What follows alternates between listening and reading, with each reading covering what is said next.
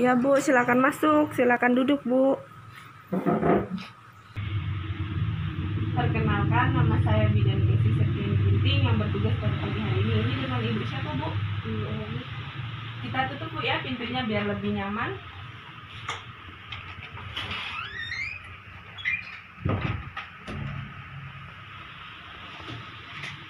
Ada yang bisa saya bantu Bu? Baiklah Bu, sebelum saya jelaskan, di sini saya akan memberitahu dulu tujuan Penkes kali ini, yaitu untuk mengetahui pendidikan kesehatan tentang trauma pada kehamilan ya Bu ya. Nah, apakah Ibu sudah pernah mendengar atau mengetahui tentang trauma pada kehamilan? Jika belum, saya akan jelaskan ya Bu ya.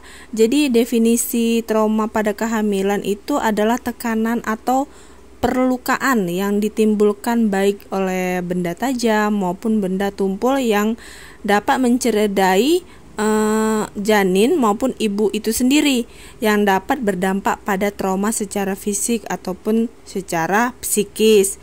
Nah, di sini saya juga akan menjelaskan tentang trauma pada kehamilan. Nah, trauma kehamilan itu ada dua ya Bu ya, ada trauma fisik dan trauma psikis. Nah, trauma fisik itu seperti trauma minor yang merupakan trauma yang ringan yang terjadi pada kehamilan, biasanya disebabkan karena jatuh, adanya pukulan langsung ke perutnya, dan kecelakaan berkendaraan bermotor.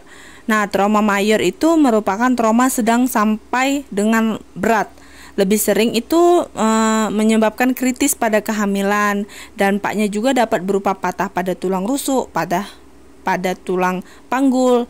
Nah, lalu trauma psikis itu sangat mungkin terjadi dialami pada masa awal kehamilan, karena masa awal kehamilan itu merupakan masa yang rentan terjadinya tingkat kesetresan yang tinggi.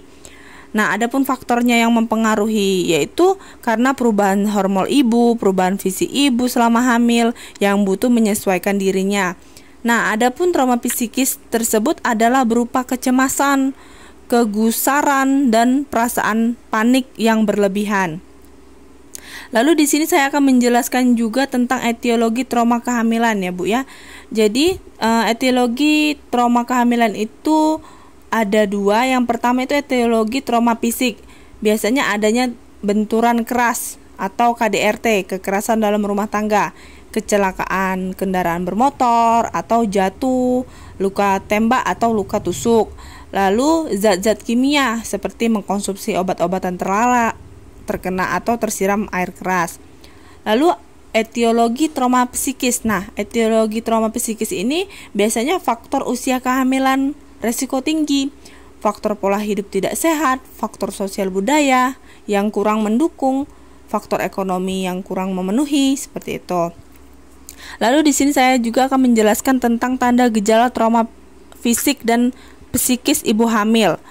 Yang pertama itu tanda gejala trauma fisik, yaitu adanya memar, laserasi pada jaringan tubuh, odema atau pembekakan daerah tertentu, terjadinya pendarahan, pecahnya ketuban, atau terjadinya kontraksi sebelum waktunya. Bisa saja terjadi shock neurologik dan hipovolemik, patah tulang atau fraktur pada bagian tubuh. Nah, adapun tanda gejala trauma psikis ini, yang pertama itu reaksinya itu cemas, terjadinya takut, cemas dan panik yang berlebihan. Kecemasan baru terlihat itu bila mengungkapkannya gejala klinik yang tidak spesifik seperti tremor, berdebar-debar, kaku otot, gelisah, mudah lelah, insomnia. Nah, adanya timbul gejala-gejala somatik seperti sesak napas, rasa dingin di telapak bagian tangan, berkeringat, pusing rasa terganjal pada leher. Nah, adapun reaksi panik itu ditandai dengan rasa takut dan gelisah tanpa sebab jelas. Pasien mengeluhkan napasnya sesak, telinganya berdenging, jantungnya berdebar, matanya kabur. Lalu pemeriksaan fisik itu menunjukkan gelisah dan ketakutan, mukanya pucat, pernapasannya pendek, takikardia. Lalu ada reaksi hipersensitif. Biasanya ibu hamil menjadi lebih peka perasaannya, seperti mudah tersinggung, mudah terpancing nih emosinya, suka marah-marah, dan bisa juga dia menangis. Kadangkala ibu lebih memilih menyendiri. Nah, di sini saya jelaskan juga pengaruh atau dampak trauma pada kehamilan itu. Yang pertama dari trauma fisiknya, biasanya mengganggu perkembangan janinnya serta kesehatan ibu hamil, memicu timbulnya abortus pada kehamilan, memicu timbulnya perdarahan pada kehamilan, menyebabkan timbulnya shock neurologik dan shock hipovolemik pada si ibu hamilnya, dan menyebabkan cacat permanen pada ibu ataupun cacat kongenital pada si janin. Lalu ada trauma, yaitu trauma psikis, yaitu dipengaruhi perasaan sedih dan frustasi yang berkepanjangan dan mengakibatkan depresi yang seringkali tidak hanya berdampak pada sakit secara mental, namun juga dapat mengakibatkan sakit secara fisik karena terganggunya organ-organ tubuh tertentu. Depresi dan berpanjangan dapat memicu terjadinya resiko abortus, resiko hiperemesis gravidarum, resiko kelahiran prematur. Di sini saya akan menjelaskan juga Bu tentang pencegahan pada trauma kehamilan. Yang pertama itu pencegahan trauma fisik, yaitu periksa kehamilannya nih secara teratur untuk memantau apakah bayinya itu berkembang atau tidak. Lalu waspada pada kegiatan sehari-hari untuk menghindari cedera supaya bayinya terjaga. Mengurangi aktivitas dan kerja berat terutama pada usia kehamilan muda. Kedua itu pencegahan trauma psikis. Nah, pencegahan trauma psikis ini ibu mencari informasi nih seputar kehamilan, perubahan yang terjadi dalam diri ibu. Ada hal-hal yang perlu dihindari agar janin itu tumbuh sehat.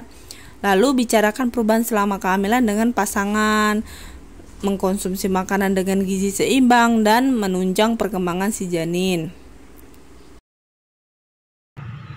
Apakah ada yang ingin ditanyakan lagi, Bu? Baiklah Bu, ini kita melakukan pendokumentasian ya Bu ya. Nama ibu, tanggal lahir dan lain-lain. Terima kasih ya Bu.